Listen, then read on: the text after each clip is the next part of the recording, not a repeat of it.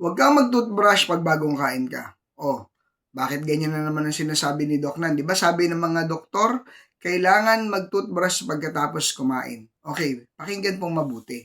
Kasi kung doon na lang po tayo sa mga inuutos sa atin na malinis, malinis, malinis, diyan tayo napapahamak.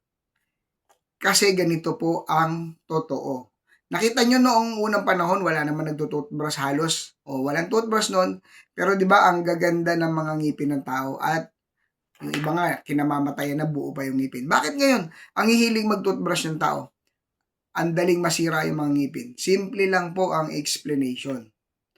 Yung mga kinakain po kasi noon, mga alkaline food, ito po ay hindi harmful sa ating mga ngipin. Ngayon po, puro acid-based food, acid-forming food ang mga kinakain natin. Kaya po, ang mga ngipin natin, ang daling magkandasira. Ito po yung pinakadahilan. At yung toothbrush o ang pagtutoothbrush, ito yung malaking ambag. Bakit nasisira agad ang mga ngipin ng tao? Yung kasi pong enamel natin o yung ngipin natin, may protected wall po kasi yan na nagpoprotekta sa ating ipin.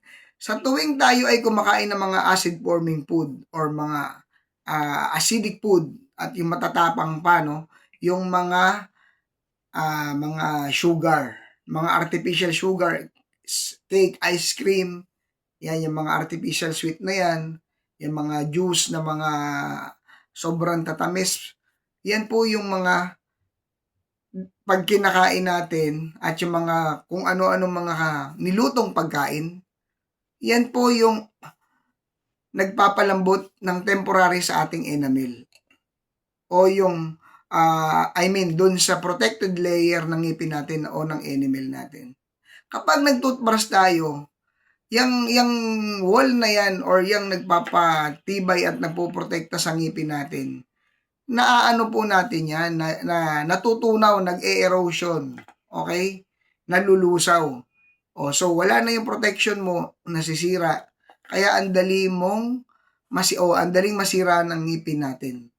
Yun po yung pinakadahilan kung bakit madaling masira yung ngipin, yung chemicals ng toothpaste na mga ginagamit natin. Kaya nga po, ang pinaka-the best, bukod sa mag-toothbrush ka agad pagkatapos kumain, dapat magmumug ka na lang, matutulungan mo pa yung mas mabilis makarecover yung natural na yung wall ng enamel natin na mag-strengthen ulit. Kaya nga po, tayo ay mag-toothbrush an hour after tayong kumain. Okay? Kasi nga, ang mga kinakain natin ay mga nilutong pagkain. Mas dapat pa nga tayo mag-toothbrush kapag mga fruits and vegetable yung kinakain natin. Pero di ba parang magaan lang sa ano natin, sa mouth natin na parang walang mga harmful.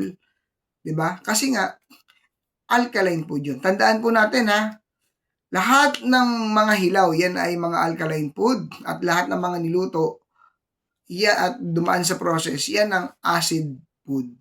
So, kaya mabilis masira ang ngipin mo, puro naka-acid forming food ka, tapos toothbrush ka pa ng toothbrush. Sana po may natutunan, Doc Nan.